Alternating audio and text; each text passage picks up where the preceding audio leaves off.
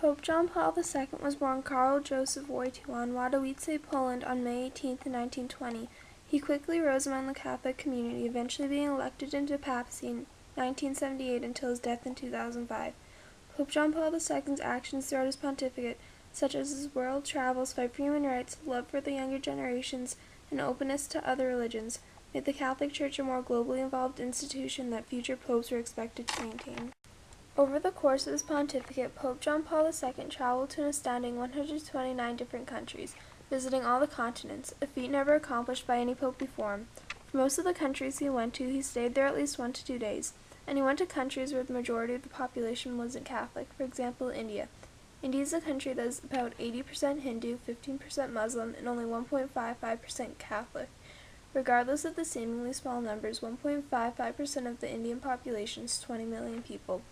Just for those 20 million people, he visited India twice.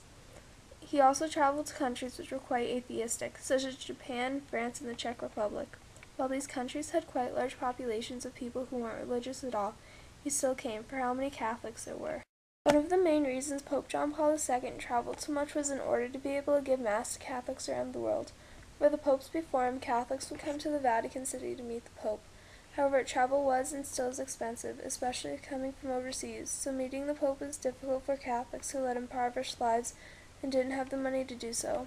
So Pope John Paul II came to the Catholics instead of having the Catholics come to him. In most countries that he visited, he would give Mass to crowds of hundreds of thousands of people in major cities. When Pope John Paul II went to Chicago during his first U.S. visit in 1979, over 1 million people showed up to see him. There were also huge crowds when he visited Yankee Stadium in New York the same year. Together, Pope John Paul II and his followers would pray to God, and people would go up and talk to him, telling him how important their faith was to them and how glad they were to meet him. Besides visiting his faithful disciples, Pope John Paul II went around the world meeting world leaders to get to know them and establish diplomatic relations between the Vatican and their countries. He visited Jimmy Carter in 1979 and became the first pope to ever go to the White House.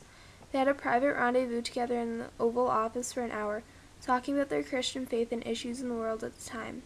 He also visited Fidel Castro when he went to Cuba in 1998.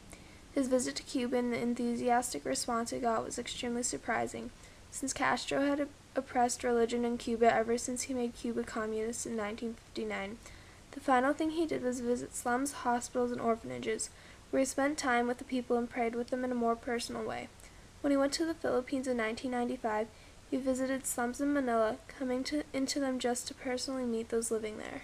Pope John Paul II was also known for being a strong supporter of human rights. He believed that all people deserve the fundamental natural rights.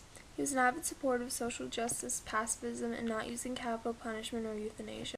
The Pope himself had struggled to make a decent salary and lived under an oppressive communist government in Poland. He said that all people should enjoy the rights of freedom and work. Especially in Latin America, he would stand up for the poor living under cruel dictatorships.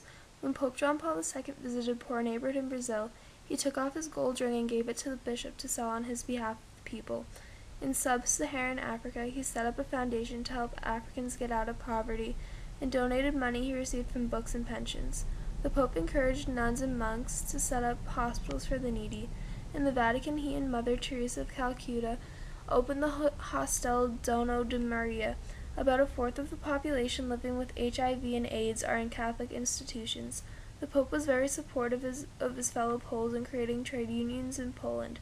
President Ronald Reagan, who assisted the Pope in the fight against communism, insisted that it was Pope John Paul II that brought down communism in Poland and Eastern Europe. The Pope was also a pacifist. This has probably stemmed from the Pope's younger years and interactions with war in Europe. During the possibility of the Iraq War and the days leading up to it, the Pope spoke out. He said that military is always a last resort, and war is not always inevitable. It is a defeat for humanity.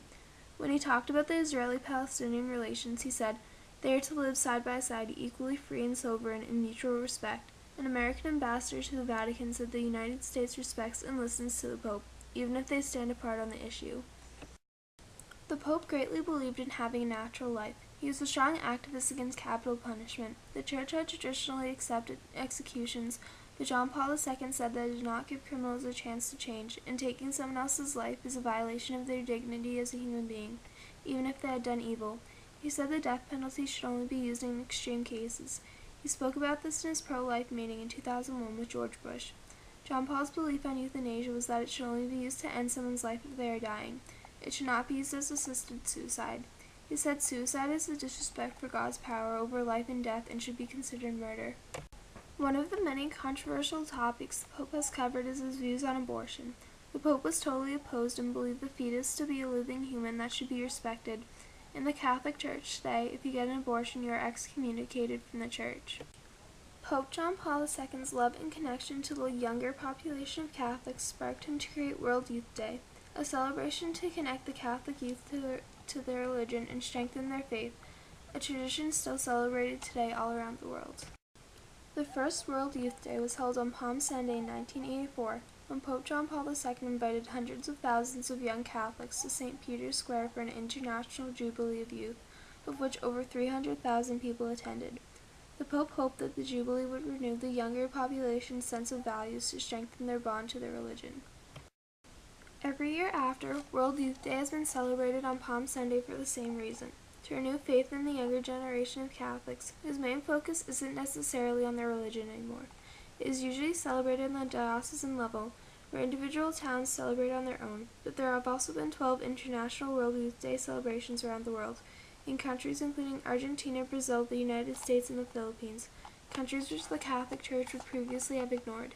The celebration has also been extended to allow youths of all faiths to attend. Through John Paul II's creation of World Youth Day, the Catholic Church has become a more globally involved institution, including all communities in the celebration.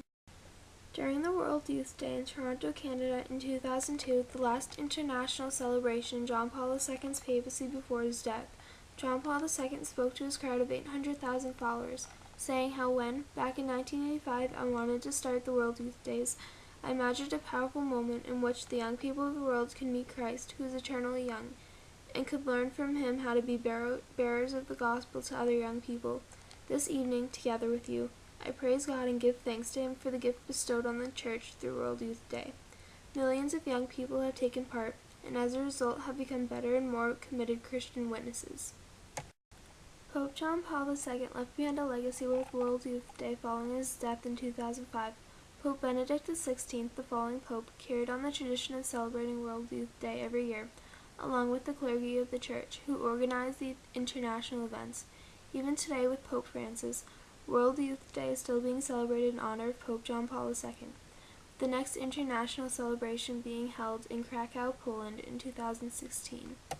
During his many travels around the world, Pope John Paul II also visited many synagogues, mosques, and Buddhist temples to establish relationships and peace with other religions, primarily Judaism. While visiting Rome in 1986, John Paul II attended and prayed at a synagogue in Rome with its Jewish community.